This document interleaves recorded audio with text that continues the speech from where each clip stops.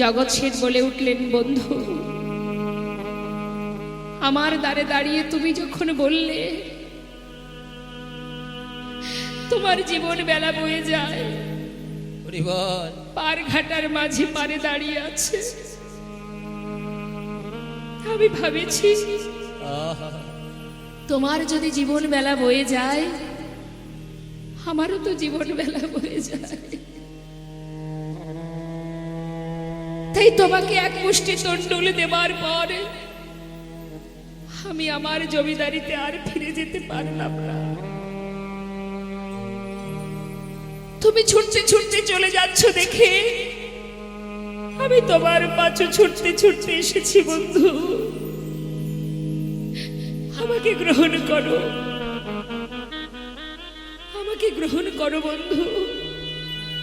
বাবাজি, এ যে আমার সেই বন্ধু যে এতদিন আমার শত্রু ছিল, সর্বস্ব পরিত্যাগ করে আমারই শরণ নিয়ে আমার পাছু পাছু ছুটে এসেছে। ওকে গ্রহণ করো বাবাজি, ওকে তুমি গ্রহণ করো। দুইজনে মিলে বাবাজির কাছ থেকে মন্ত্র গ্রহণ করলেন, গুরুচরণে প্রণাম করলেন। দুই বন্ধু একসঙ্গে দাঁড়ে দাঁড়ে ভিক্ষা করে আর ভগবানের সেবা দেয়। সেবা দিতে থাকে, কিন্তু সাক্ষাৎ দর্শনের বাসনা মনে জেগে আছে। কবে পাবো তোমার দেখা প্রভু? নিজে হাতে সেবা দেয়, দাঁড়ে দাঁড়ে ভিক্ষা করে, আর মনের বাসনা একবার দেখা দাও, একটি বার দেখা দাও। কিভাবে ডাকলে তুমি আমায় দেখা দেবে, কৃপা করবে? একদিন মনস্থির করলেন, এই প্রাণ আমি আর রাখবো না। যদি তোমার দেখা না পাই, আমি আর বাঁচতে চাই না প্রভু। জীবনের এতগুলো দিন চলে গেল, একটি বার তোমার দেখা পেলাম না। আমি যমুনার জলে নিজেকে বিসর্জন করব। বলতে বলতে যাচ্ছে, এমন সময় পিছন থেকে জগৎ শেঠ বলে উঠলেন, বন্ধু, মরতেই যদি হয় তাহলে তুমি একা নাও, আমাকে সঙ্গে করে নাও, আমিও তোমার সঙ্গে নিজেকে ত্যাগ করব। দুইজনে একসঙ্গে জলে নামছে মা যমুনার জলে। এদিকে তীরে দাঁড়িয়ে অনাদি আদি গোবিন্দ ভগবান কৃষ্ণচন্দ্র বৃন্দাবনে বালুরাশির উপরে দাঁড়িয়ে লালাকে ডাকছে, লালা, লালা। এমন করে নিজেকে বিসর্জন করো না, পিছন ফিরে একবার চেয়ে দেখো, ভগবান ত্রিভঙ্গ বঙ্কিমে দাঁড়িয়ে আছেন। আর এদিকে লালা যেই না পিছন ফিরে তাকিয়েছে, অনাদি আদি গোবিন্দকে দর্শন করে সর্বকারণের কারণ স্বয়ং পূর্ণ ব্রহ্মকে দর্শন করবা মাত্রই ছুটে গিয়ে চরণটা জড়িয়ে ধরলেন। আর যেই না চরণটা জড়িয়ে ধরেছে, জগৎ শেঠ আর লালা দুজনে গোবিন্দ চরণ পেল। জগৎ শেঠ বলে উঠলেন, দয়াময়, আজ তোমার দেখা পেলাম প্রভু, তোমার দেখা পেলাম বটে, কিন্তু তুমি একা কেন এলে? একবার যুগল হয়ে দাঁড়াও। রাধা গোবিন্দ যুগল হয়ে দাঁড়ালেন, আর লালা জগৎ শেঠ দুটি বাহু প্রসার করে বললেন, এসো প্রভু। চোখের সামনে নয়, আমিও দেখতে চাই তুমি কত সময় আমার সামনে না এসে দূরে থাকতে পারো। বসে বসে ভজন করছে লালা, আর এদিকে মন্দিরে ভোগ নিবেদন করে পূজারী প্রসাদের পাত্র নিয়ে যখন লালাকে দিতে যাবে, হঠাৎ ঝড় বৃষ্টি শুরু হলো। সবই তো গোবিন্দের কৃপা মা, ভক্তের বোঝা তো ভগবানই বহন করেন। তিনি যেই না ঝড় বৃষ্টি হয়েছে, আর কিন্তু প্রসাদ নিয়ে গুহার মধ্যে যেতে পারছে না পূজারী। তাই পূজারী কি করেছে, বারান্দায় প্রসাদের পাত্রটা রেখে বৃষ্টি থামার অপেক্ষায় বসে আছে। এদিকে হঠাৎ ভগবান করুণাময়, তিনি তাড়াতাড়ি করে পূজারী রূপ ধারণ করে সেই প্রসাদের পাত্রটা নিয়ে যাচ্ছেন প্রভু আমার ভক্ত সেবা দেবেন বলে। আহা, ভক্তের সম্মুখে গিয়ে দাঁড়াচ্ছেন, আর এদিকে আপন মনে চোখ বন্ধ করে লালা গুহার মধ্যে বসে বসে গোবিন্দের চরণে ভজন করছে। রাধে কৃষ্ণ গোবিন্দ গোপাল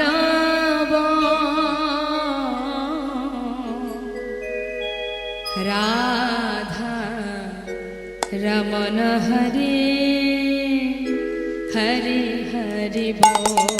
রাধে কৃষ্ণ গোবিন্দ গোপাল বল বল রাধার মন হরি হরি হরি বল। কৃষ্ণ গোবিন্দ গোপাল বল রাধার মনোহরি হরি হরি বল। গিরিধারি গোবর্ধন ধারি আর গিরিধারি বল গোবর্ধন ধারি বল। হরে কৃষ্ণ কৃষ্ণ রাধারা মনোহরি কৃষ্ণ কৃষ্ণ বল। মদন গোপাল জয় নন্দলাল মদন গোপাল জয় নন্দলাল শ্রীনন্দের নন্দন হরে কৃষ্ণ গোপাল। শ্রীনদীর নন্দন হরি কৃষ্ণ গোপাল। তুমি রাধা জগতের ও তুমি রাধা না এই জগতের নাথ। গোপী জন বল্লভ প্রভু গোপীনাথ রাধা কৃষ্ণ গায় গৌর হরি বল হরি বল। বল রাধার মনোহরি হরি হরি বল বল রাধার মনোহরি হরি হরি বল। ভজন শুনতে শুনতে ভগবান ভক্তের সামনে এসে দাঁড়িয়েছে কেমন ভাবে পূজারীর বেশে। লালা কে? আমি পূজারী। তুমি প্রসাদ খাবে না? এই নাও ধরো ধরো প্রসাদ নাও। লালা কিন্তু প্রসাদ খেলেন কিন্তু চিনতে পারলেন না মা। প্রসাদ খাওয়া শেষ হয়ে গেল আবার পাত্রটা নিয়ে গোবিন্দ ফিরে গেলেন। যেই না ঝড় বৃষ্টি থেমে গেল প্রকৃত যে পূজারী সে হঠাৎ মন্দিরের ভিতর থেকে বাইরে এসে দেখছে প্রসাদের পাত্রে প্রসাদ নেই। কি ব্যাপার? প্রসাদগুলো কি হলো? আচ্ছা হয়তো বৃষ্টি থামার পর কোনো ভক্ত এসে প্রসাদ নিয়ে চলে গেছে। ঠিক আছে তাতে কোনো দুঃখ নেই, মন্দিরে তো অনেক প্রসাদ আছে, একটু না হয় দিয়ে আসি। এই ভেবে আবার পুনরায় একটা পাত্রে প্রসাদ নিয়ে যাচ্ছে গুহার ভিতরে। লালা কিন্তু বসে বসে ভজন গাইছে মা। এসে ডাকছে পূজারী, প্রকৃত যে পূজারী, লালা লালা। কে? আমি পূজারী। প্রসাদ খাবে তো তুমি? এই তো তোমার জন্য প্রসাদ এনেছি। কি করব বলো, এত বৃষ্টি হচ্ছিল আমার একটু আসতে বিলম্ব হয়ে গেছে। নাও নাও নাও শিগগিরই নাও প্রসাদ খেয়ে নাও। লালা বলছে প্রসাদ? পূজারী আমি তো প্রসাদ খেয়েছি। খেয়েছো? হ্যাঁ তুমি তো দিয়ে গেলে। আমি তো আসিনি লালা। তুমি আসনি? কি বলছো তুমি? একটু আগে আমায় প্রসাদ দিলে, আমি প্রসাদ খেলাম, তারপর তুমি চলেও গেলে, আবার এলে যে। লালা আমি তো এই প্রথম এলাম, আমি তো এর আগে আসিনি লালা। তুমি আসনি? তবে তবে কে এসেছিল আমার কাছে? লালা তা দেখতে কেমন? তোমারই মতো, তোমার মতো বেশ, তোমার মতো দেখতে। আমি তো তোমাকেই ভেবেছি লালা। আমার মতো দেখতে, আমার মতো বেশ, সে এসেছিল তোমার কাছে। তুমি চিনতে পারোনি লালা, চিনতে পারলে না। তুমি কি করলে লালা, তুমি কি করলে? পূজারি, তুমি কার কথা বলছো? আমি কিছুই বুঝতে পারছি না। কে এসেছিল? পূজারি বলো, কে এসেছিল আমার কাছে? লালা, প্রশ্ন করছো আমার কাছে? বলো, বুঝতে পারছো না? এখনো বুঝতে পারছো না লালা? তুমি প্রশ্ন করছো আমায়। কি বলবো তোমায় আমি? মিছে কেন পুছো রে, আমার বলা কিছুই না। মিছে কেন পুছো মোরে, আমার বলার কিছুই নাই। যে যা করে করান তিনি, সবার অন্তরে সে যে যে যা করে করান তিনি, সবার অন্তরে সে যে রয়। মিছে কেন বুঝো মোরে, আমার বলার কিছুই নাই। মিছে কেন বুঝো মোরে, আমার বলার কিছুই নাই। আমার বলার কিছু না, আমার বলার কিছু না, আমার বলা কিছু না। হে কৃষ্ণ, তুমি করুণা,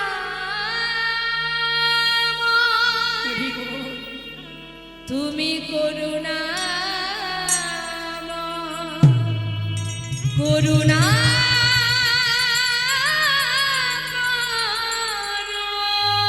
তুমি করুণাময়, করুণা করো।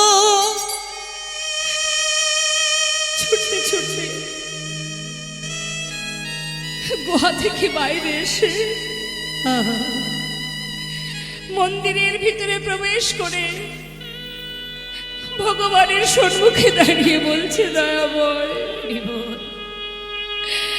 বলো প্রভু, বলো, দেখাই যখন দিলে তবে কেন ছলনা করলে? কি অপরাধ আমার, কেন তোমার দেখা পেলাম না? আর কত কাঁদাবে তুমি? একটি বার বলো প্রভু, বলো না মরে কাঁদাইছ কেন?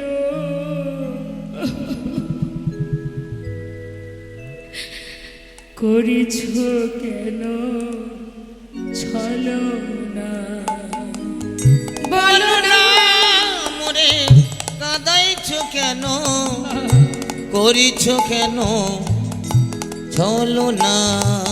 বলো না মরে কাঁদাইছ কেন, করিছ কেন ছলনা? বলো না মোরে কাঁদাইছ কেন, করিছ কেন ছলনা? অনেক কেঁদেছি আমি, কাঁদিতে পারি না। আমি অনেক কেঁদেছি,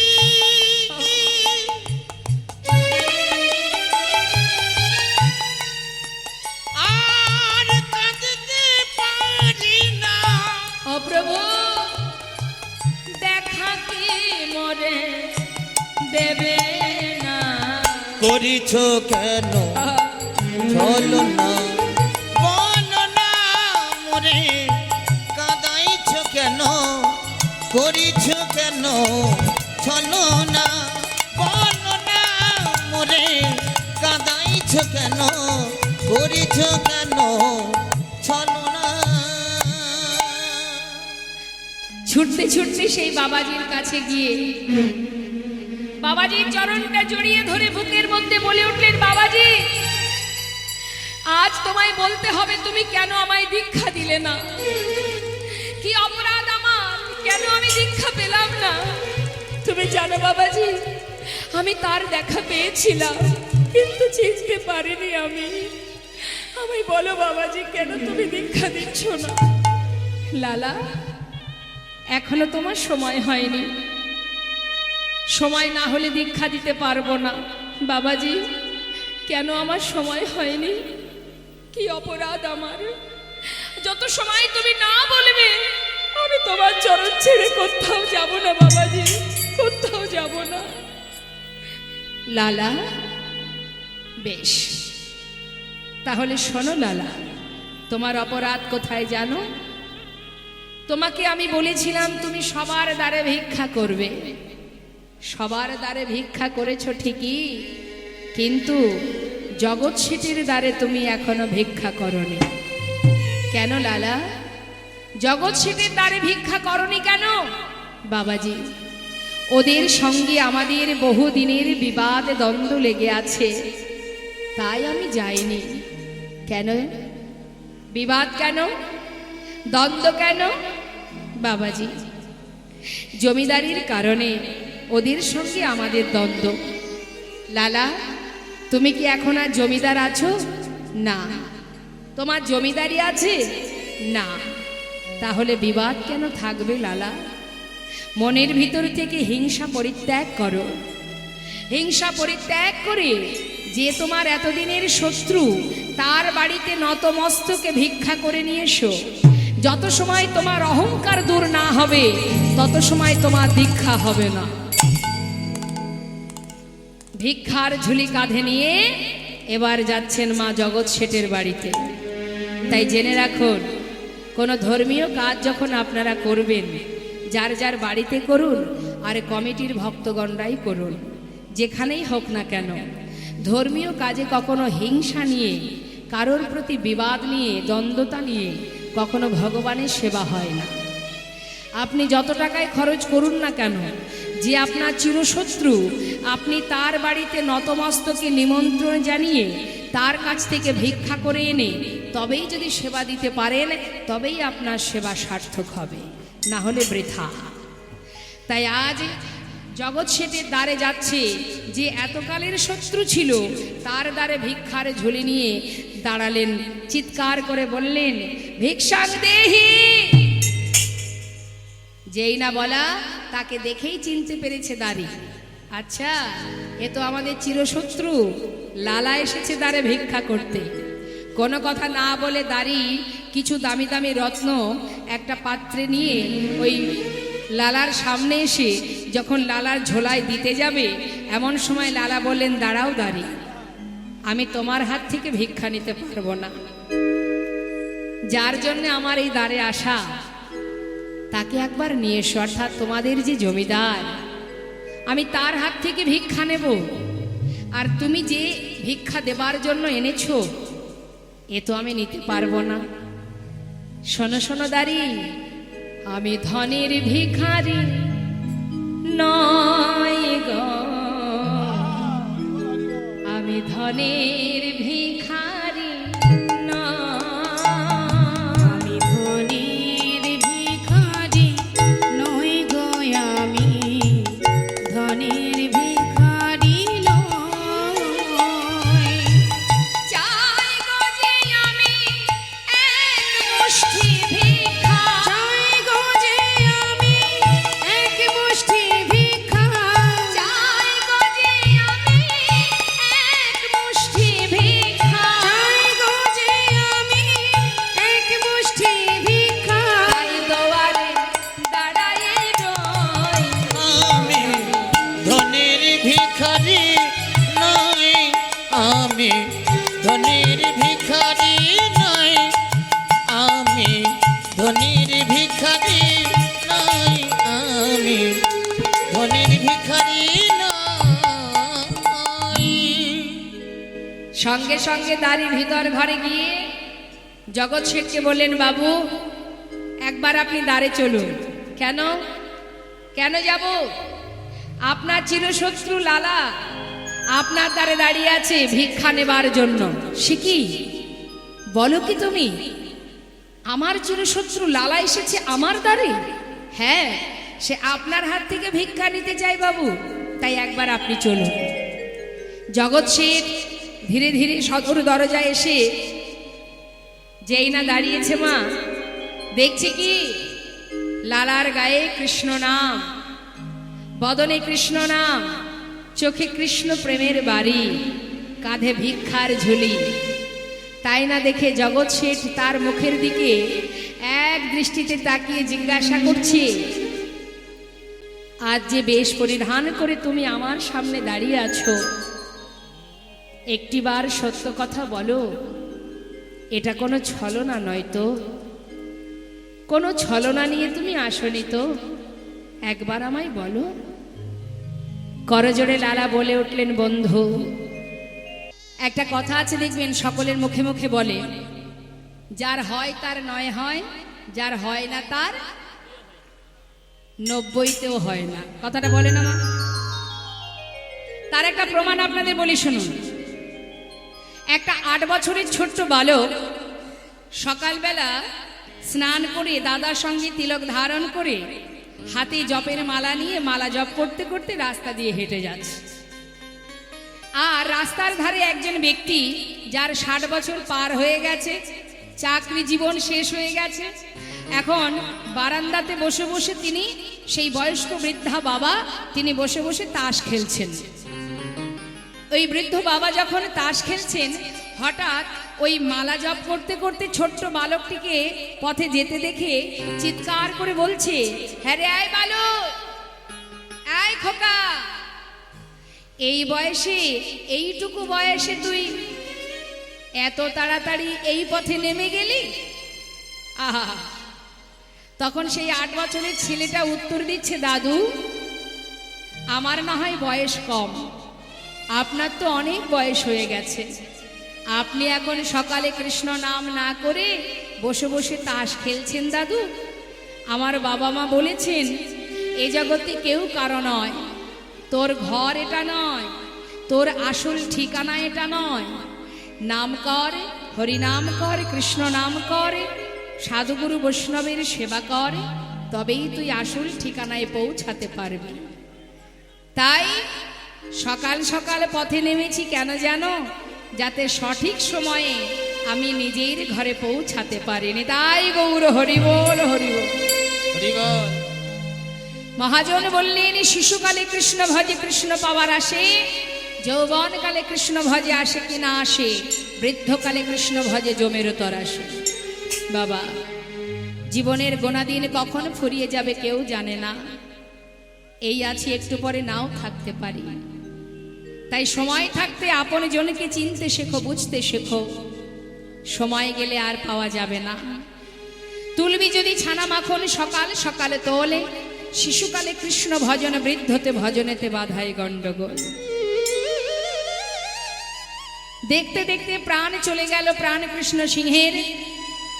যখনই তিনি মারা গেলেন, তারপর এলাকার সমস্ত প্রজাবর্গ যারা ছিলেন তারা লালার কাছে গিয়ে বললেন, বাবু, যার প্রতি আপনার এত অভিমান সে তো চলে গেছে, এবার যদি আপনি ফিরে না যান তাহলে জমিদারি কে রক্ষা করবে? সকলের আদেশ পেয়ে, সকলের অনুরোধ শুনে পুনরায় লালা আবার ফিরে এলেন নিজের পিতৃভূমিতে। ওমা, ফিরে আসবার পর জমিদারি রক্ষা করতে শুরু করলেন লালা। উপযুক্ত বিবাহের বয়স হয়েছে দেখে গ্রামবাসীরা সকলে মিলে এক সুকন্যার সন্ধান করে তার সঙ্গে বিবাহ দিলেন, যার নাম কাত্যায়নী। হরিবোল। একবার উলুধ্বনি, উলুধ্বনি, উলুধ্বনি।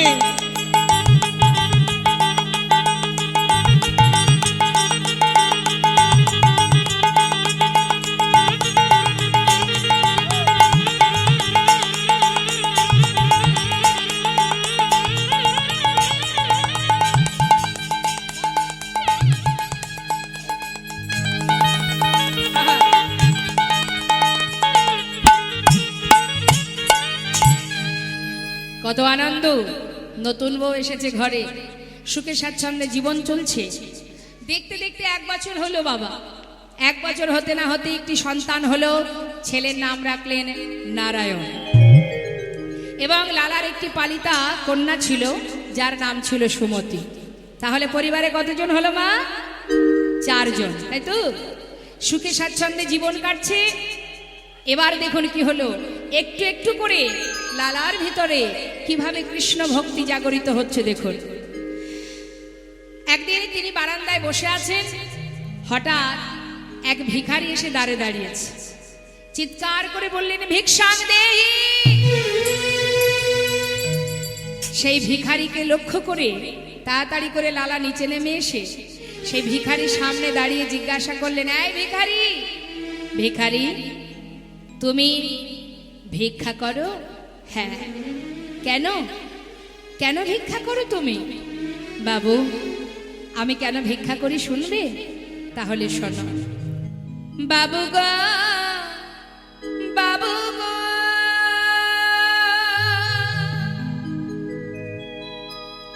বাবু গো,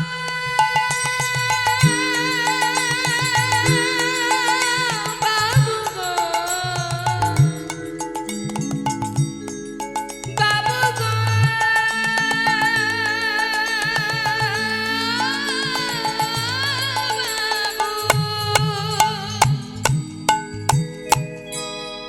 বাবু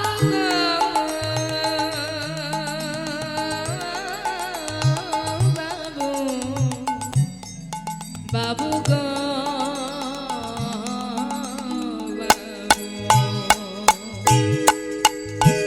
আমি হলাম দিন ভিখারি। ও গো বাবু,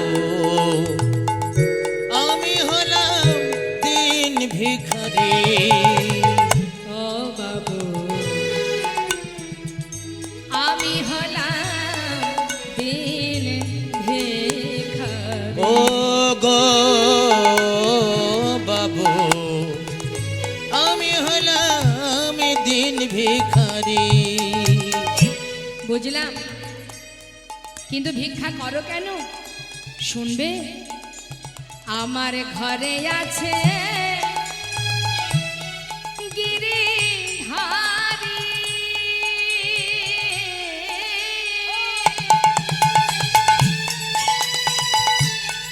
বাবু গো, বাবু, বাবু গো,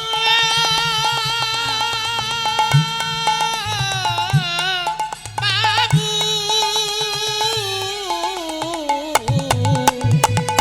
ঘরে আছি গিরিধারী, তাই দাঁড়ে দাঁড়ে ভিক্ষা করি।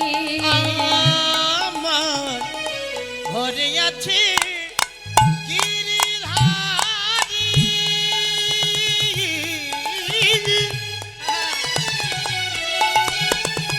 তাই তো আমি দাঁড়ে দাঁড়ে ভিক্ষা করি।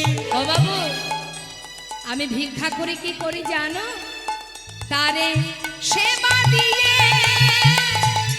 পাই গো প্রসাদ। তারে সেবা দিয়ে আমি পাই গো প্রসাদ। বাবু, এই তো আমার রীতি। আমি হলাম দিন ভিখারি। হরিবল হরিবল জয় ও গৌর গো হরিবল। বাবু, আমি হলাম দিন ভিখারি। ও গো বাবু, আমি হলাম দিন ভিখারি। ও গো বাবু, আমি হলাম দিন ভিখারি।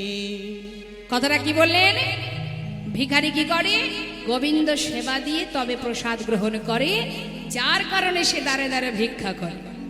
হরি বল। তাহলে মা সে কি কর্ম করছে? এই জগতে যারা সাধুগুরু বৈষ্ণব, যারা ভগবানকে ভালোবাসে, দেখবেন দাঁড়ে দাঁড়ে ভিক্ষা করলে যাদের একটু অর্থ আছে তারা তাকে দেখে বলে, আহা দেখো দেখো বড় অসহায়, দাঁড়ে দাঁড়ে ভিক্ষা করে তার দিন কাটে, বড় কাঙাল, বড় ভিখারি, তাই না? কিন্তু লক্ষ্য করবেন, যারা ভগবানের সেবায় রত, যারা ভগবানকে ভালোবাসে, ভগবানের জন্য দাঁড়ে দাঁড়ে ভিক্ষা করে, মহাজন শাস্ত্রে বললেন, শাস্ত্রে আছে, তারা হলেন মহাধনে ধনী। তাহলে ভিখারি কারা? যারা একতলা, দোতলা, তিনতলা ঘর করে সুন্দরভাবে আরামায়েশে জীবনযাপন করছে, তাদের কিন্তু কিছুই নেই মা। বিচার সবাই যখন বিচার হবে, আমাদের এই পার্থিব জগতে যেমন বিচার সভা আছে না, আছে তো, আইন আছে, কানুন আছে, থানা পুলিশ আছে, হ্যাঁ, বিচার হয়তো সেখানে, সংশোধনাগার আছে, বেশ। ঠিক তেমন আমরা যখন ফিরবো মা, সেখানেও বিচার হবে। ওই বিচার সভায়, সেখানে যখন বিচার হবে যে তুমি 84 লক্ষ জনী ভ্রমণ করে দশেন্দ্র ষড়রিপু, এই যে দেহটা আমরা পেয়েছি, সব কিছু দিয়ে তোমায় পাঠিয়েছি, তা বলো আমার দেওয়া যে হাত দুটো পেয়েছো, হাত দিয়ে কি করেছো? মর্তধামে গিয়ে আমার দেওয়া হাত দিয়ে কি কি করেছো? আমরা কি বলবো? মারামারি করেছি, খুন করেছি, ডাকাতি করেছি, তাই না? 3 তলা বাড়ি করেছি, 4টে গাড়ি করেছি, এটাই বলতে হবে। হরি হরি। ঠিক কেমন জানেন মা, ওই দেখবেন যারা মাছ ধরে, জাল ফেলে যখন নদীতে বা পুকুরে, যখন জাল ফেলে, মনে করুন মাছ যদি বিক্রি করার জন্য মাছ ধরতে যায়, তাহলে যেমন মাছই হোক সব তুলে নিয়ে বিক্রি করে দেয়। তার জন্য কিন্তু বাছাবাছি করে না, যা পাবে সেটাই বিক্রি করে দেবে। কিন্তু যদি সেই ব্যক্তি কখনো ভাবে যে আমি আজ মাছ খাবো, এটা যদি ভাবে যে আমি মাছ খাবো, এটা যদি সে মনে করে, তখন দেখবেন পুকুরে জাল ফেললে যে মাছগুলো উঠবে তার ভিতরে একটা একটা করে বাছাই করবে, করবে তো? যেটা ভালো লাগবে না আবার সেটাকে পুকুরে ফেলে দেবে। এটা নয় ওটা, এটা নয় এটা, একটু দেখতে ভালো নয়, ফেলে দাও, এটা কেমন যেন, ফেলে দাও। অর্থাৎ বাছাই হয়। যখন সে খাবে তখন সে বাছাই করবে, যখন বাজারে বিক্রি করবে বাছাই করবে না। তার মানে কি বোঝা গেল? যে ভগবানও কিন্তু একটু একটু করে বাছাই করবেন যে কে তার সেবার যোগ্য। অর্থাৎ বিচার কেমন হবে বলো? আমার দেয়া বদনে কি করেছো? আন কথা কু কথা, পরনিন্দা পর চর্চা। কৃষ্ণ নাম দিনে একবারও বলতে সময় পাইনি। ভগবান প্রত্যেককে একটু একটু করে পরীক্ষা করতে করতে, যার ভিতরে পাপ, তাপ, জ্বালা, যন্ত্রণা, কামনা, বাসনা থাকবে, আবার পুনরায় তাকে এই ধরায় পাঠিয়ে দেবে। যাও, এখনো তোমার সময় হয়নি, আমার চরণ তুমি পাবে না। বিচার সবাই বিচার হবে, তোমার মধ্যে কি কি গুণ আছে, তুমি ভগবানকে কিভাবে ভালোবেসেছো। সবাই আমরা ভক্ত, কিন্তু ভগবানকে ভালোবাসা, ভগবানকে চেনা জানা, এই যে সবার দ্বারা হয় না, সবাই পারে না। বিচার করে আবার আমাদের এই ভব সাগরে, এই মায়ার সংসারে ত্রিতাপ জ্বালা ভোগ করতে আবার তিনি পাঠিয়ে দেবেন।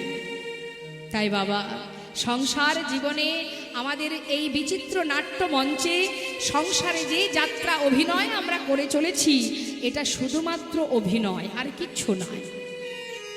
কখনো কারোর কন্যা ছিলাম, কখনো কারোর স্ত্রী হয়েছি, কখনো কারোর মা হয়েছি, এই তো চলছে যাত্রা। কিন্তু যাত্রা যখন শেষ হবে, আপন গন্তব্যস্থলে সবাইকে ফিরতে হবে, যেখানে আমার আপন জন বসে আছে, অনাদি আদি গোবিন্দ। তাই জগতে সেই সুখী, সেই ধনী, যেজন কৃষ্ণ ধনে ধনী, যেজন কৃষ্ণ নামের ধনে ধনী। তাই বলছি লালা, আচ্ছা ও ভিখারি, দাঁড়াও, একটু অপেক্ষা কর। ঘর থেকে অনেক দামি দামি রত্ন একটা পুটুলি বেঁধে ভিখারিকে দিয়েছে। বাবু, এটা দিয়ে কি হবে? নিয়ে যাও, অনেক মূল্যবান সম্পদ দিয়েছি তোমায়, ঘরে নিয়ে গিয়ে আমার মতো ধনী হবে, যাও নিয়ে যাও। মাথায় করে নিয়ে যাচ্ছে মা। লালার কাছ থেকে বিদায় নিয়ে মাথায় করে নিয়ে যেতে যেতে কিছুটা পথ গিয়ে সেই পুটুলিটা হাতে করে নিয়ে বেশ কিছু দূরে একটা ছোট্ট বনের ভিতরে ছুঁড়ে ফেলে দেয়। যেই না ফেলে দিয়েছে, পিছন থেকে লালা চিৎকার করে বললেন, এই ভিখারি, এত বড় সাহস তোমার! আমি যা কিছু দিয়েছি তুমি ফেলে দিলে কেন? উত্তর দাও। সেই ভিখারি করজোড়ে বললেন, বাবু, আপনার দেয়া সম্পদ মাথায় করে নিয়ে যাচ্ছিলাম আমি, কিন্তু জানো বাবু, পথে আসতে আসতে হঠাৎ কে যেন আমাকে পিছন থেকে বলল, ভিখারি, এই ভিখারি, এগুলো মাথায় নিয়ে কোথায় যাচ্ছিস তুই? ওরে, এর তো কোনো প্রয়োজন নেই, দাঁড়ে দাঁড়ে ভিক্ষা করে যা পাস আমি তো তাতেই খুশি রে, ফেলে দে, ওসবের কোনো প্রয়োজন নেই, ওগুলো ফেলে দে, আয় আয় আমার কাছে আয়, আয় ভিখারি আয় রে ফিরে, ভুলে যাস না মোহ ভরে, আয় ভিখারি আয় রে ফিরে, ভুলে যাস না মোহ ওতে ভরে। আই ভিখারি, ওতে আই ভিখারি, আই রে ফিরে, ভুলে যাস না মোহ ঘরে। তোর গোবিন্দ সেবার বেলা বয়ে যায়, গোবিন্দ সেবার বেলা বয়ে যায়, গোবিন্দ সেবার বেলা বয়ে যায়। শোন ভিখারি, ওই বিদুরের খোঁজ যেমন তোর ভিক্ষার অন্ন তেমন, বিদুরের খুদ যেমন তোর ভিক্ষার অন্ন ওই না তেমন। ভিতরের, ওই না ভিতরের খুদ যেমন, তোর ভিখার অন্ন তেমন। সেবা দিতে ভুল করিস নে আমার, সেবা দিতে ভুল করিস নে ও সেবা আমার, দিতে ভুল করিস নে আমার। আই ভিখারি আই রে ফিরে, আয় ভিখারি আয় রে ওরে ফিরে, আই ভিখারি আই রে ওতে ফিরে, আই ভিখারি, আই রে ফিরে, ভুলে যাস না মোহ ভরে, আই ভিখারি আই রে ফিরে। ভুলে যাস না মোহ ভরে, আয় ভিখারি আয় রে ফিরে, সেবা দিতে ভুল করিস নে আমার। সেবা দিতে ভুল করিস নে আমায়। মায়েরা একটু মন দেবেন, মুর্শিদাবাদ জেলার যিনি ছিলেন মস্ত বড় জমিদার, যার নাম লালা, এই লালা যখন জন্মগ্রহণ করে, তার বাবা জমিদারি করতেন এবং তার বাবার বাবা যিনি, অর্থাৎ লালার ঠাকুরদাদা যিনি ছিলেন গঙ্গা গোবিন্দ সিংহ। পরিবারটা ছিল সিংহ পরিবার, আপনারা নিজেরা গিয়েও দেখে আসতে পারেন। তো সেই সিংহ পরিবারে গঙ্গা গোবিন্দ সিংহের একমাত্র সন্তান, এই গঙ্গা গোবিন্দ সিংহের একটি ভাইও আছে যার নাম রাধা গোবিন্দ সিংহ। এই রাধা গোবিন্দ সিংহ যার কোনো সন্তান ছিল না, শুধুমাত্র গঙ্গা গোবিন্দ সিংহের একটি পুত্র সন্তান ছিল যার নাম ছিল প্রাণকৃষ্ণ সিংহ। এই প্রাণকৃষ্ণ সিংহের একমাত্র পুত্র যার নাম কৃষ্ণচন্দ্র সিংহ, যাকে ঠাকুরদাদা ভালোবেসে নাম দিয়েছিলেন লালা। তা মা, এই লালা যখন তার 12 বছর বয়স, একটু মন দেবেন কথার মধ্যে, 12 বছরের শিশু কিন্তু আমাদের ঘরে ঘরে আছে। একটা 12 বছরের শিশুর মধ্যে কতটা ভক্তি তৈরি হয়েছে একবার অনুভব করুন। এটারই আমাদের অভাব। আমরা কীর্তন শুনলে কি হবে, প্রত্যেকটা জায়গায় যাচ্ছি, কীর্তন শ্রবণ করছি, কিন্তু হৃদয় মাঝে ভক্তি তৈরি হচ্ছে না। আর ভক্তি যদি তৈরি না হয় তাহলে মনুষ্যকুলে জন্ম পাওয়ায় বৃথা হয়ে যাবে, কোনো লাভ নেই। মহাজন বললেন, মানুষ আকার হইলে কি হয়, করহ ভূতেরও কাম, তা না হইলে কখনো কি বলহ কৃষ্ণ নাম। অর্থাৎ তুমি মানুষের আকার, দেখতে তোমার মানুষের মতো, কিন্তু কর্ম করছো তুমি ভূতের কর্ম। অর্থাৎ আসল কাজ তুমি ভুলে গেছো, নিজের কাজ ভুলে গেছো। সংসার জীবনে যে কর্ম তুমি করছো, এই কর্ম ইহ জগতে এই মায়ার সংসারের কর্ম, এই কর্ম তোমার সঙ্গে যাবে না। এই কর্ম সংসারেই পড়ে থাকবে, এই পৃথিবীতে মর্তধামে মায়ার সংসারে পড়ে থাকবে, খালি হাতে তোমায় ফিরতে হবে। তাহলে এমন কিছু কর্ম করো যে কর্ম করার জন্য তুমি এই ধরায় এসেছিলে, যে কর্ম করবে বলে তুমি এখানে এসেছিলে। तुम कहां से आए हो और जाओगे कहां, इतना दिल विचार लो बस हो गया भजन। তুমি জানো তোমার আসল পরিচয়টা কি, তুমি কোথা থেকে এসেছো তুমি জানো, যাবে কোথায় জানো? জানো না। যে পরিচয়টা নিয়ে তুমি ঘুরে বেড়াচ্ছ, যে ঠিকানা নিয়ে তুমি ঘুরছো, যে নামটা নিয়ে তুমি ঘুরে বেড়াচ্ছ, এটা কিন্তু তোমার নয়। কারোর কাছ থেকে তুমি ধার করে নিয়ে চলছো। আমাদের সকলের আলাদা আলাদা নাম আছে, তাই তো বাবা? কথাগুলো মন দেবেন মা। প্রত্যেকের আলাদা আলাদা নাম আছে, আলাদা আলাদা ঠিকানা আছে। আপনি যখন জন্মগ্রহণ করেছিলেন আপনি জানতেন আপনার ঠিকানা কোথায়? আপনি কি জানতেন আপনার নামটা কি? কিছুই জানতাম না আমরা। কেউ না কেউ আমাদের নাম দিয়েছে, ঠিকানা দিয়েছে, তাই আমরা চলছি। অর্থাৎ আমার বলতে কিছুই নেই, অন্যের কাছ থেকে ধার করে তবেই আমরা জীবনযাপন করছি। অর্থাৎ যেমন পেয়েছি তেমন আবার রেখে চলে যেতে হবে। এই ঠিকানা, এই নাম সবই ফেলে, এই দেহ সব ফেলে চলে যেতে হবে।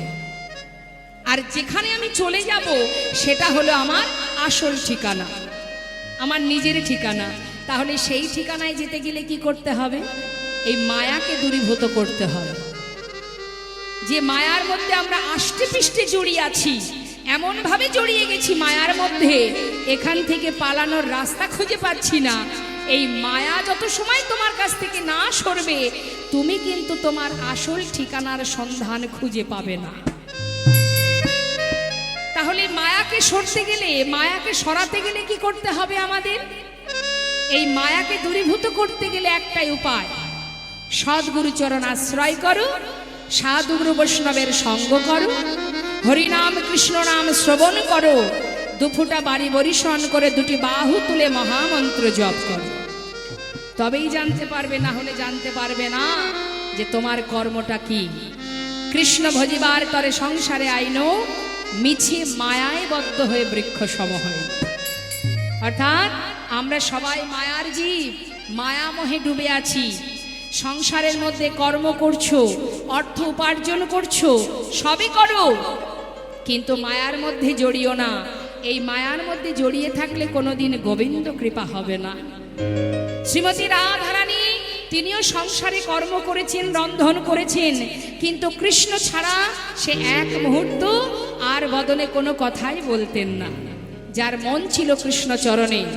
তাই রাধারানী তিনি বাদিনীর ঘরে থেকে আমাদের মতো জীবকে শিক্ষা দিলেন, হে জীব, আমি যেমন সংসারে থেকে কর্মের ভিতর দিয়ে কৃষ্ণ সেবা করছি, তোমরাও কর্ম করো, তোমরাও অর্থ উপার্জন করো, তোমরা ভবিষ্যতে ছেলে মেয়ের চিন্তা করো, কিন্তু মনটা দিয়ে দাও গোবিন্দ চরণে। নিতাই গৌর হরি বল, হরি বল। কৃষ্ণ চরণে নিজেকে সঁপে দাও, চলার পথে কৃষ্ণ নাম করো। যেখানে থাকবে, যেমন থাকবে, যেভাবে থাকবে, বদনে হরিনাম করো, কৃষ্ণ নাম করো। যে তোমাকে যেমন করে বাধা দিক না কেন, যে তোমাকে যাই বলুক না কেন, নাম যেন ছেড়ো না। এই কৃষ্ণ ছাড়া তোমার কিন্তু গতি নাই, গতি নাই, গতি নাই। শাস্ত্রে বললেন, অপবিত্র পবিত্র বা সর্ববাস্তাঙ্গত পিবা যৎসারে পুণ্ডরিকাক্ষ সবাজ্যভ্যন্তর সূচি। অর্থাৎ পবিত্রই থাকো, অপবিত্র থাকো, যেখানে থাকো, যেমন থাকো, যখনই তুমি নামকে স্মরণ করবে, স্মরণ করবে, যখনই তুমি হরিনাম বদনে উচ্চারণ করবে, তোমার ভেতর বাহির সবই পবিত্র হয়ে উঠবে। নিতাই গৌর হরি বল, হরি বল। তাই আজ ছোট্ট একটি ছেলে, 12 বছর বয়স, ঠাকুর দাদা ভালোবেসে নাম দিয়েছে লালা। সেই ছোট্ট ছেলেটি এই মুর্শিদাবাদ জেলায় জমিদারির কাচারি বারান্দায় বসে বসে বাইরের দৃশ্যটা লক্ষ্য করছে, দেখছে। এমন সময় ওই জমিদারের সদর দরজার সামনে একজন কন্যাদায়গ্রস্ত ব্রাহ্মণ, তিনি এসেছেন সাহায্য নেবেন বলে। তা যখন সেই ব্রাহ্মণ সাহায্যের হাত বাড়িয়েছে, তখন সেই দ্বারে যে দাঁড়ি ছিলেন তিনি বারবার তাকে ধাক্কা দিয়ে সরিয়ে দিচ্ছেন। 12 বছরের ছোট্ট ছেলেটা জিজ্ঞাসা করলেন, এই যে ও দাঁড়ি, তুমি ওই ব্রাহ্মণকে বারবার তাড়িয়ে দিচ্ছ কেন? বাবু, উনি একজন কন্যাদায়গ্রস্ত ব্রাহ্মণ, সাহায্যের জন্য এসেছে। কিন্তু বাবু, আমাদের এই জমিদারি মহলে একটা নিষেধ আছে, একটা নিয়ম আছে, সেটা হলো কোনোদিন কাউকে কিছু দান করা যাবে না। তাই এই ব্রাহ্মণকে আমি বারবার নিষেধ করছি যে এখান থেকে দান দিতে পারবো না, তুমি চলে যাও, কিছুতেই শুনছে না, যার কারণে আমি বারবার ধাক্কা দিয়ে তাড়িয়ে দিচ্ছি। ছোট্ট ছেলে বলে উঠলেন, শোনো, আমার পিতাকে গিয়ে বলো আমি আদেশ করেছি 1000 টাকা যেন এই ব্রাহ্মণকে দান করে দেয়। সঙ্গে সঙ্গে সেই দাড়ি ভিতরে গিয়ে প্রাণকৃষ্ণ সিংহকে বললেন, বাবু, আপনার পুত্র সে আপনাকে আদেশ করেছে 1000 টাকা দ্বারে দাঁড়িয়ে আছে এক ব্রাহ্মণ, তাকে দান করার জন্য। সে আদেশ করেছে, আপনি আদেশ পালন করুন। প্রাণকৃষ্ণ সিংহ বলে উঠলেন, এত বড় স্পর্ধা আমার ছেলে, সে কিনা আমাকে আদেশ করে।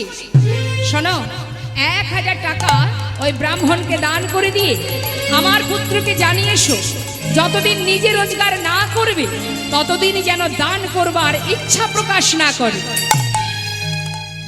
দেখুন মা, কেমন কৃষ্ণ ভক্তি হৃদয়। মনে মনে ভাবছে, আহা পিতা, যার এত ধন ঐশ্বর্য, এই জাগতিক জগতের বিষয়ের মধ্যে তুমি ডুবে আছো পিতা। এত ধন ঐশ্বর্যের মালিক তুমি, মস্ত বড় জমিদার তুমি, একজন কন্যাদায়গ্রস্ত বাবা জিগনা দ্বারে এসে হাত বাড়িয়েছে সাহায্যের জন্য, আজ তুমি তাকে বঞ্চিত করবে 1000 টাকা দেবার জন্য? আজ তুমি যখন আমাকে এত বড় কথা বললে, এমন কৃপণ তুমি, এমন নিষ্ঠুর মন তোমার, এমন পিতার সন্তান আমি, এটা ভাবলে আমার বড় কষ্ট হয়। বেশ, শোনো দাঁড়ি, পিতাকে গিয়ে বলে এসো, যতদিন আমি রোজগার না করতে শিখব ততদিন আমার পিতার এই সম্পদের এক কোণাও আমি কাউকে দান করব না। সেই দিনই ছোট্ট ছেলে ওই মুর্শিদাবাদ পরিত্যাগ করে বর্ধমানে এসে একটা ফেরেশতাদারে 20 টাকা বেতনে তার রোজগার শুরু হয়ে গেল। মাত্র 20 টাকা বেতন।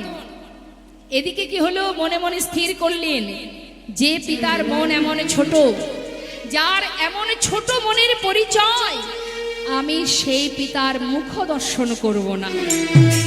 মনে মনে স্থির করে আর কোনোদিন পিতার কাছে ফিরে এলেন না। এদিকে প্রাণকৃষ্ণ সিংহ সন্তানের শোকে একটু একটু করে বিভিন্নভাবে রোগাক্রান্ত হতে হতে তিনি শয্যাশায়ী হয়ে গেলেন। সন্তানকে দেখতে না পেয়ে সমস্ত প্রজাবর্গকে বললেন, জানা, একবার আমার সন্তানকে ফিরিয়ে নিয়ে আয়, মৃত্যুর আগে যেন তার বদনটা দেখতে পাই। একটা কথার জন্য চিরতরে ছেলে আমার ছেড়ে চলে গেছে, জানা, একবার ফিরিয়ে নিয়ে আয়।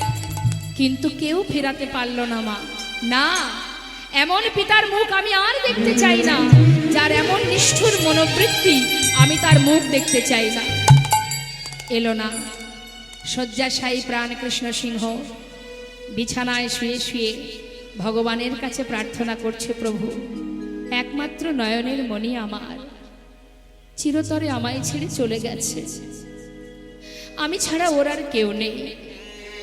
তাই আজ ওকে যখন আমার ভাগ্যে হলো না দেখা, আমার সন্তান আমি চিরতরে তোমার চরণে দিয়ে গেলাম দয়াময়, তোমার কাছে নিবেদন করলাম, ওর যে আর কেউ নেই, তুমি দেখো প্রভু, তুমি ওকে দেখো, রক্ষা করো হে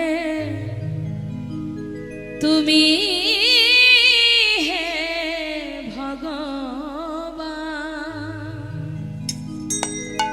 হে জগতে সব কিছু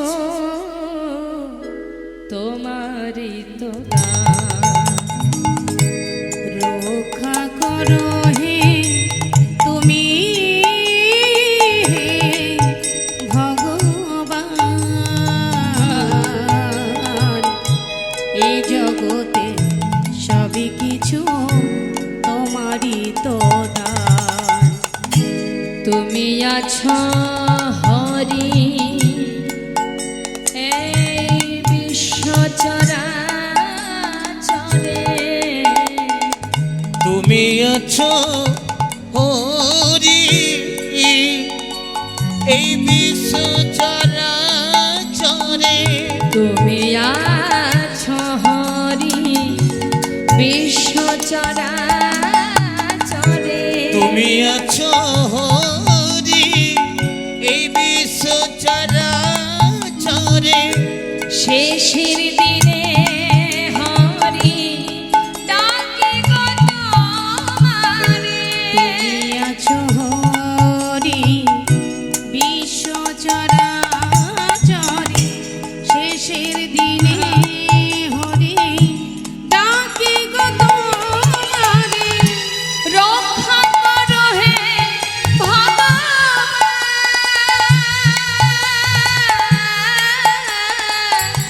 রক্ষা করো হে ভগবান।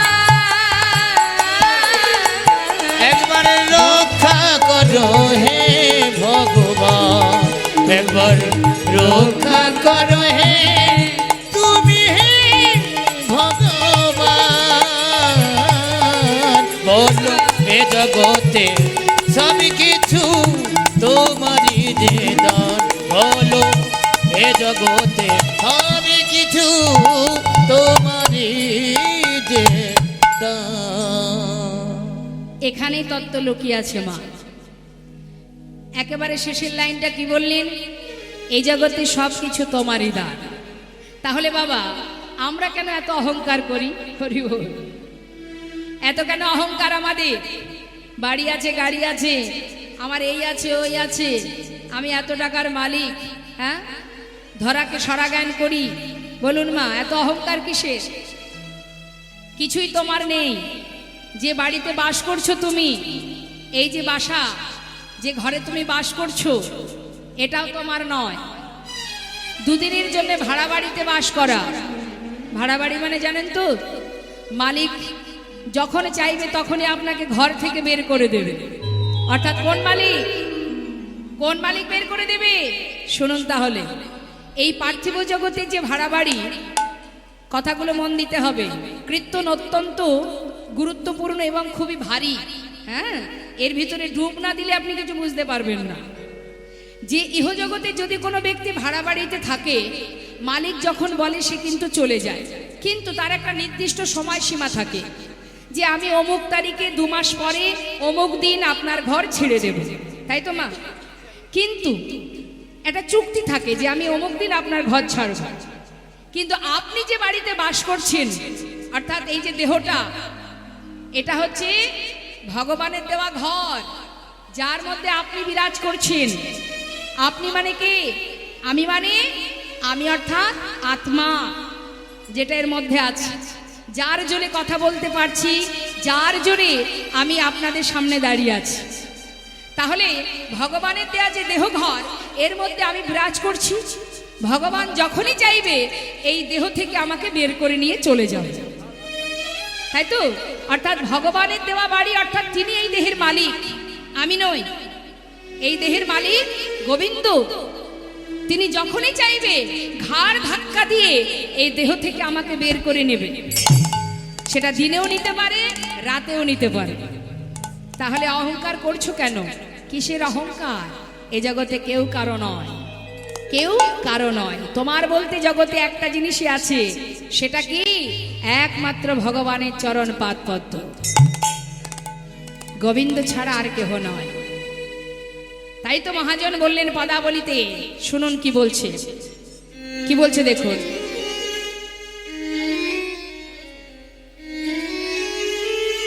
ছল ছল নয়নে হাসি মাখা বদনে, ছল ছল নয়নে হাসি মাখা বদনে, আনন্দ কাননে সবাই ভ্রময়নী বা। একবার হরি বলো, হরি বলো, মনে রে আমার। হরি বল, হরি বল, মনে রে আমার। একবার হরি বলো, হরি বলো, মনে রে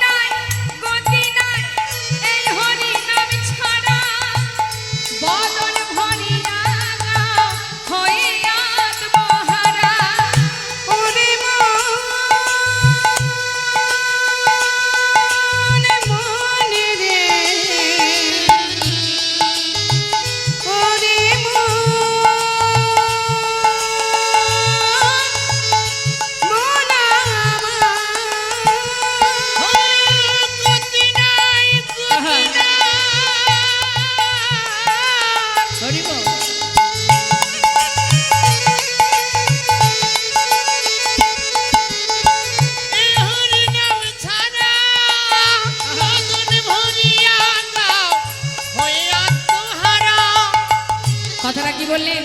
শোনো শোনো, ওই দেখো শ্মশানে কি বারাত্রি দিনে, ওই দেখো শ্মশানে কি বারাতি দিনে, কি হচ্ছে?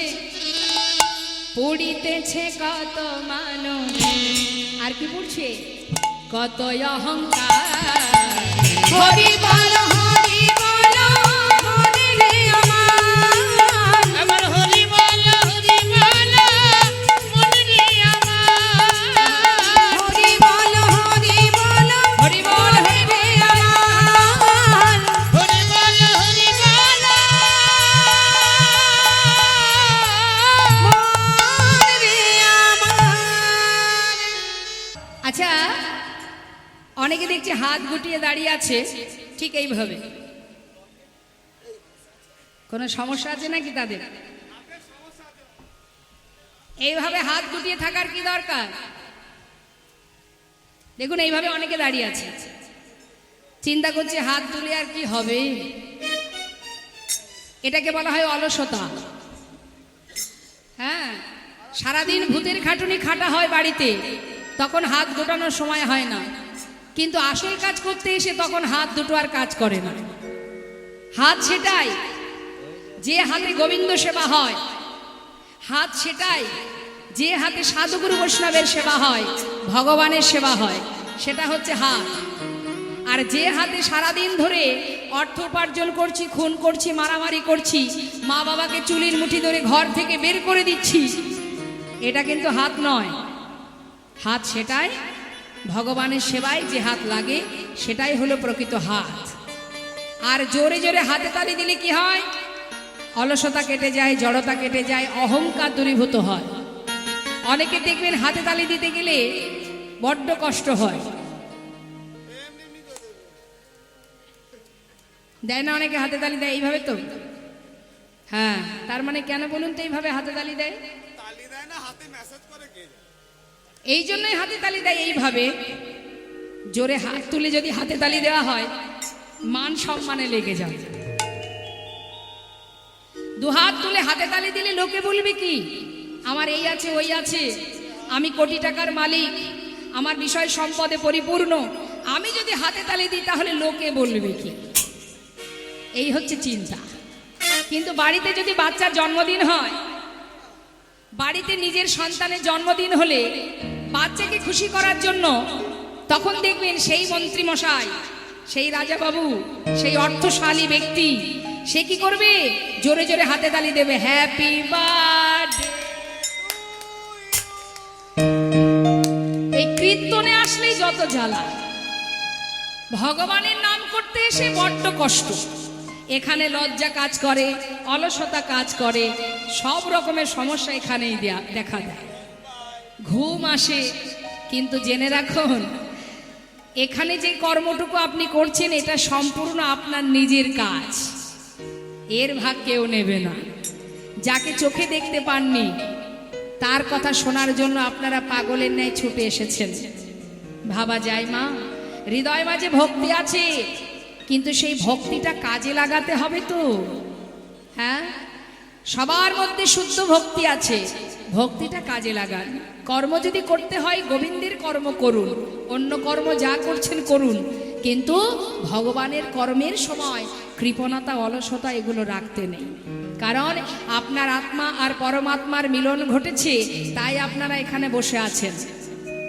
আমার কথা শোনার জন্য এখানে বসে নেই আপনারা, আপনারা বসে আছেন, আপনাদের বসিয়ে রেখেছে কে? স্বয়ং গোবিন্দ। তিনি আপনাদের বসিয়ে রেখেছেন, তাই আপনারা বসে আছেন। আমার জন্য কেউ বসে নেই আপনারা, আমার ক্ষমতাও নেই যে আপনাদেরকে আমি বসিয়ে রাখব। বসিয়ে রেখেছেন গোবিন্দ। তাই আসুন না সবাই মিলে আত্মার পরমাত্মার মিলন ঘটিয়ে ক্ষণিকের জন্য সব ভুলে গিয়ে দুবাহু তুলে একবার আশ্রয় তত্ত্ব রাধারানীর নাম জপ করি। প্রত্যেকে তুলুন, দেখি কে কে ভালোবাসেন। রাধে রাধে রাধেশ্বর রাধেশ্বর রাধে। বাহ, কৃষ্ণ কৃপা হোক, রাধারানী আপনাদের কৃপা করুক, এই কামনা নিয়ে আমরা সবাই মিলে একবার তার চরণ স্মরণ করব। রাধে রাধে, জয় রাধে। এখন ব্রজমাইরা রাধা নাম করছে আর পিছন দিক থেকে যাচ্ছে কি লালা, সে কি গাইছে? কৃষ্ণ কৃষ্ণ কৃষ্ণ কৃষ্ণ কৃষ্ণ কৃষ্ণ বল, কৃষ্ণ কৃষ্ণ কৃষ্ণ কৃষ্ণ কৃষ্ণ কৃষ্ণ বলে বল, কৃষ্ণ কৃষ্ণ কৃষ্ণ কৃষ্ণ কৃষ্ণ কৃষ্ণ বল, কৃষ্ণ কৃষ্ণ কৃষ্ণ কৃষ্ণ কৃষ্ণ কৃষ্ণ বল বল, কৃষ্ণ কৃষ্ণ কৃষ্ণ কৃষ্ণ কৃষ্ণ কৃষ্ণ বল, কৃষ্ণ কৃষ্ণ কৃষ্ণ কৃষ্ণ কৃষ্ণ কৃষ্ণ বল। বন্ধ করো, কি হলো? বৃন্দাবনের নাম চলবে না। তবে কি নাম চলবে গো? বৃন্দাবনে কৃষ্ণ নাম চলবে না? না না, এ নাম চলবে না, বন্ধ করো। তাহলে কি করব? ওই আমরা যা গাইছি তাই গাও, মানে রাধা নাম? এই রাধা নাম গাও। তা কি করে হয়? তোমরা কৃষ্ণ নাম, আহা রাধা নাম করছো, আমি কৃষ্ণ নাম করছি, এই তো দুজনেরই নাম হচ্ছে, সেটাই ভালো নয়? না না না, হবে না, হবে না। হবে না? তাহলে তোমাদের নামই করতে হবে।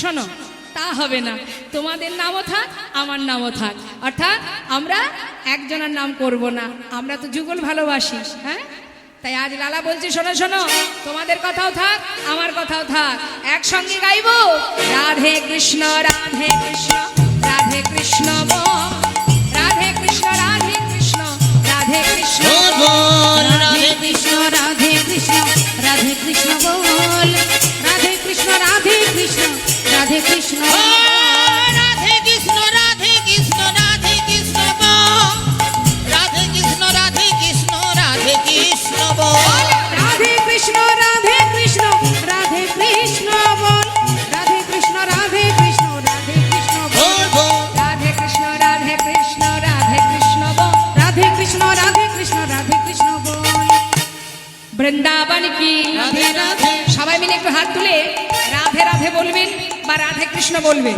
আর আমি এক একটা জায়গার নাম বলবো জোরে জোরে, হাত না তুললে জোর হবে না। হ্যাঁ, বৃন্দাবন কি, আর একটু জোর হবে কি?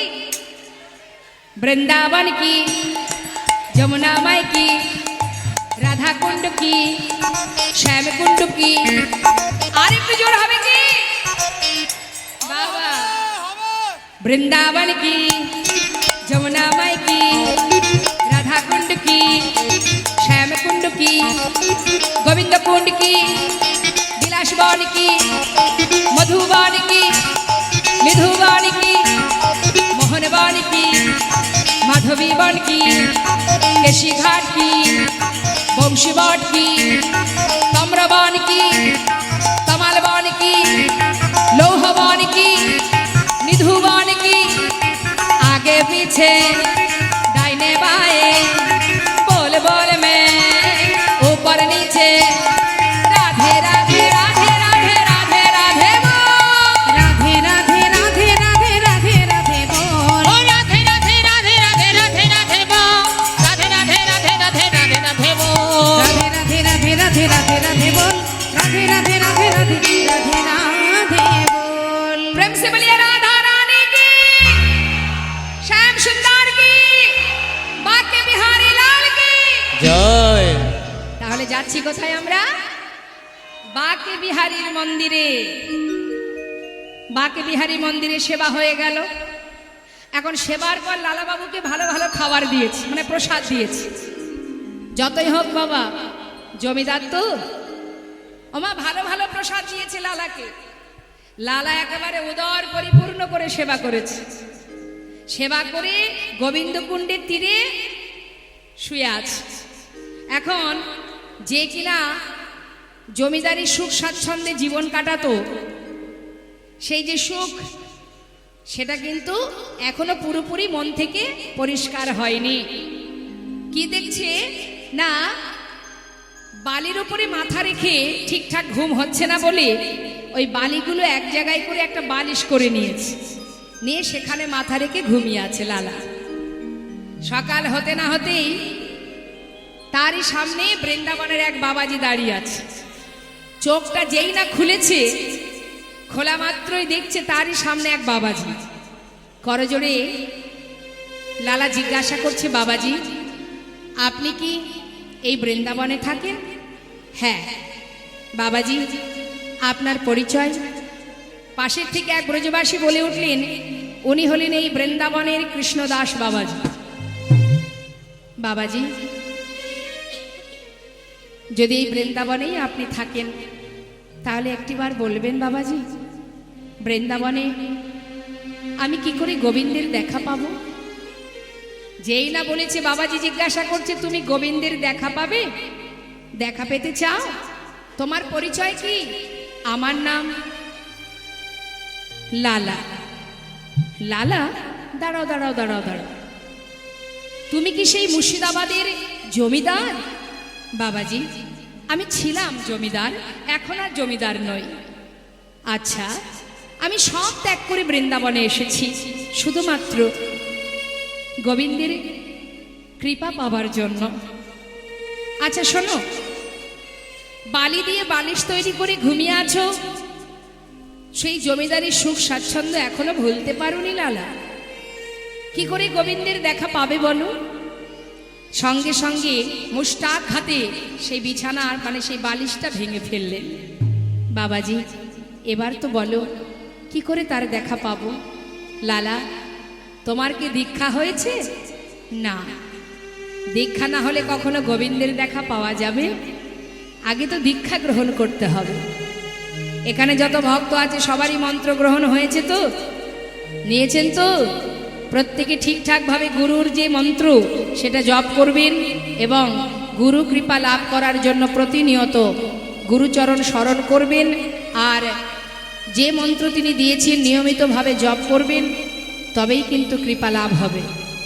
হ্যাঁ, এখন যেই না বলেছি গুরু কৃপা দরকার, না হলে গোবিন্দের দেখা পাবে না, সঙ্গে সঙ্গে লালা ছুটে গিয়ে সেই বাবাজি চরণটা জড়িয়ে ধরলেন। জড়িয়ে ধরে বলছেন, সাধুর চরণ ধরি কয় লালা কৃপা করি, সাধুর চরণ ধরি কয় লালা কৃপা করি, অধমেরে কর এই ভিক্ষা, অধমেরে কর এই ভিক্ষা,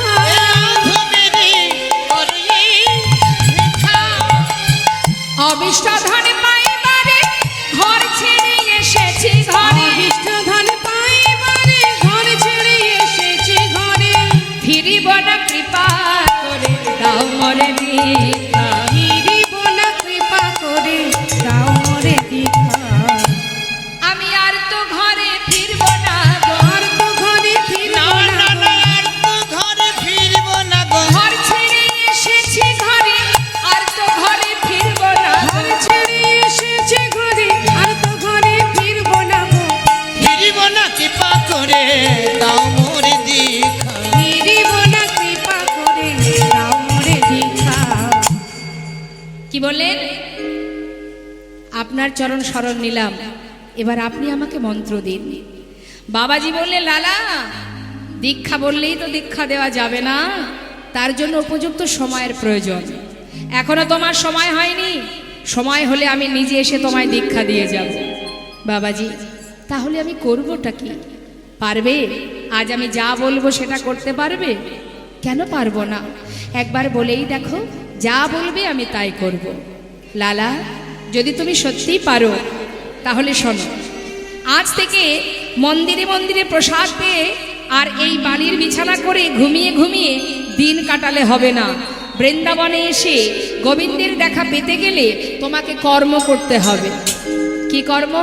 নাও, একটা ভিক্ষার ঝুলি হাতে দিয়ে বললেন, লালা, ধরো ধরো লালা ভিক্ষার ঝুলি কাঁধে, আরে ধরো ধরো লালা ভিক্ষার ঝুলি কাঁধে, ফিরে এসো দ্বারে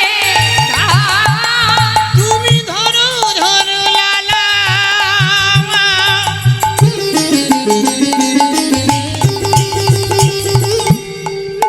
ওই না ভিক্ষার ঝুলি কাঁধে, তুমি ঘুরে এসো দ্বারে শোনো, ভিক্ষার ঝুলি কাঁধে নিয়ে দাঁড়ে দাঁড়ে ভিক্ষা করবে। আর কি করবে? মুখে রাধা গুণগান, ভিক্ষা মেঘে না কৃষ্ণ পদ কর সার। মুখে রাধা গুণগান, ভিক্ষা মেঘে নাও কৃষ্ণ পদ করো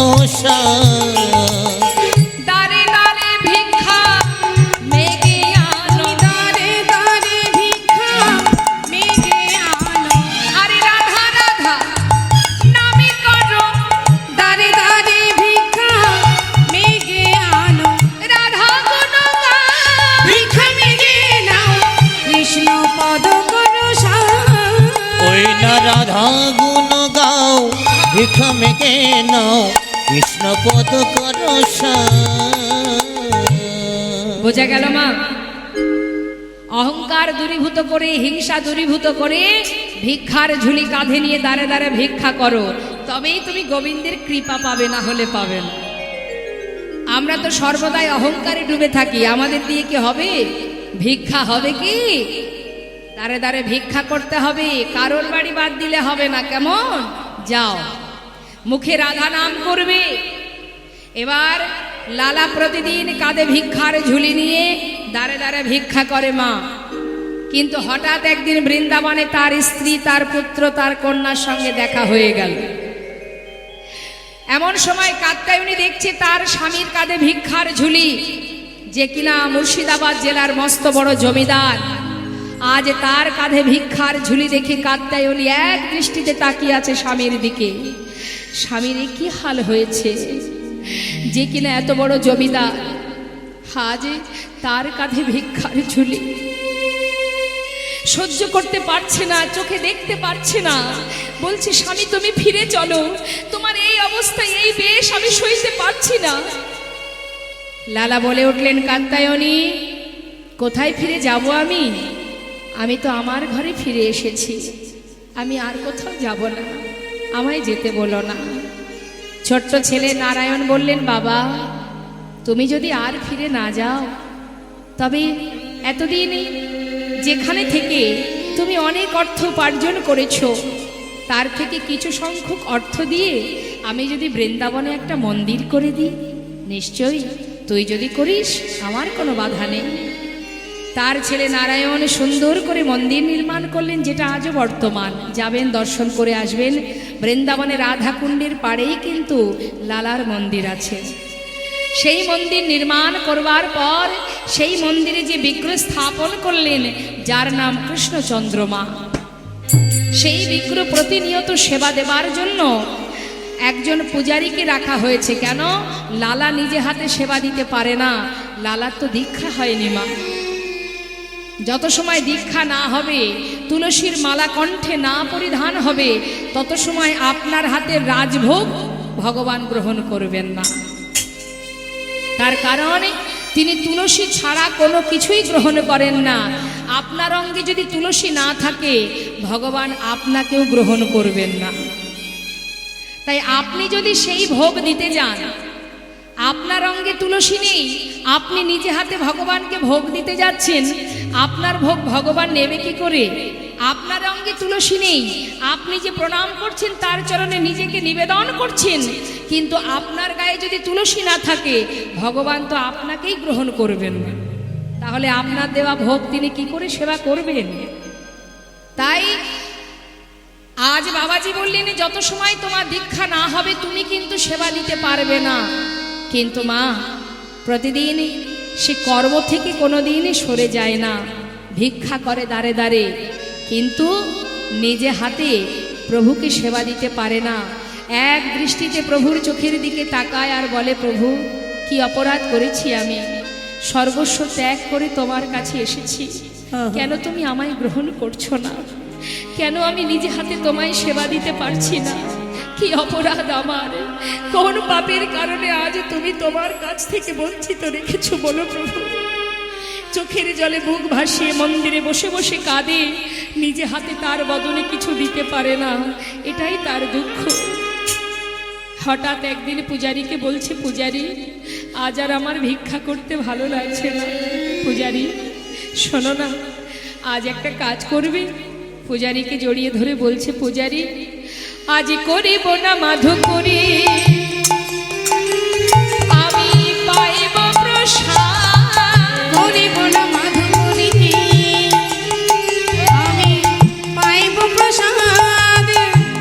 প্রসাদ পাইবার লাগি মনে বড় সার প্রসাদ পাইবার লাগি মনে মম অন্তর মন্দিরে এসো এসো মাধব কৃষ্ণ গোপাল এসো মাধব কৃষ্ণ গোপাল মম অন্তর মন্দিরে প্রভু এসো এসো মাধব কৃষ্ণ গোপাল গোপাল মাধব কৃষ্ণ গোপাল এসো এসো তুমি এসো হৃদি মাঝে অন্তর জামি হরে প্রাণে প্রিয় রাজে এসো এসো তুমি এসো হৃদি মাঝে অন্তর জামি হরি প্রাণে প্রিয় রাজে অধরে বাসিয়া মধুর হাসিয়া অধরে বাসিয়া মধুর হাসিয়া এসো এসো কৃষ্ণ গোপাল এসো মাধব মম অন্তর মন্দিরে এসো এসো মাধব কৃষ্ণ গোপাল গোপাল মাধব কৃষ্ণ গোপাল এসো মাধব কৃষ্ণ গোপাল জয় রাধেশ্যাম।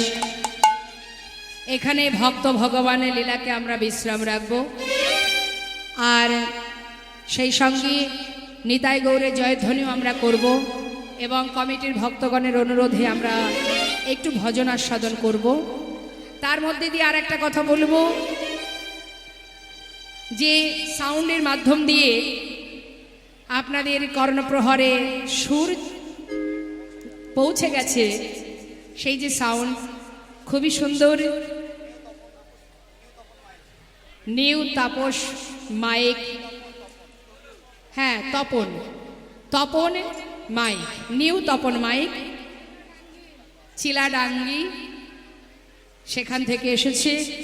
আপনারা সবাই মিলে ভগবানের কাছে প্রার্থনা করুন এইভাবে যেন গোবিন্দ সেবা দিতে পারে, সাউন্ডের মাধ্যম দিয়ে ভগবানের নাম যেন আপনাদের মতো ভক্ত কর্ণে পৌঁছে দেয়। হরি হরি বল, বল হরি হরি বল, বল। নিতাই গৌর হরি বল।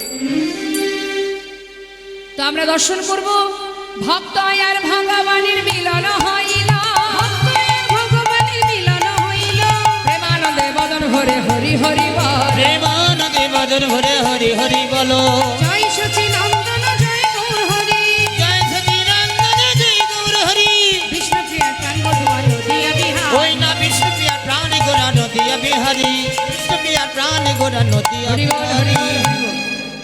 চলুন যাই আমরা একবার ভজন শুনে নিই, সবাই মিলে দুটি বাহু তুলে আগে একটা গৌর হরির ভজন শুনবো, কেমন? হ্যাঁ। সুরধ্বনির কিনারায় সোনার নুপুর দিয়া পায়। জয় রাধে। এক নদিয়া নাগরী আর এক নাগরীকে বলছি, জানিস নাগরী আমি সুরধ্বনির কিনারে কাকে দেখেছি? সুরধ্বনির কিনারায় সোনার নুপুর দিয়া পায়, আচ্ছা নাচে না করে গো সুন্দর গৌরঙ্গরা। হরি বল। ওই না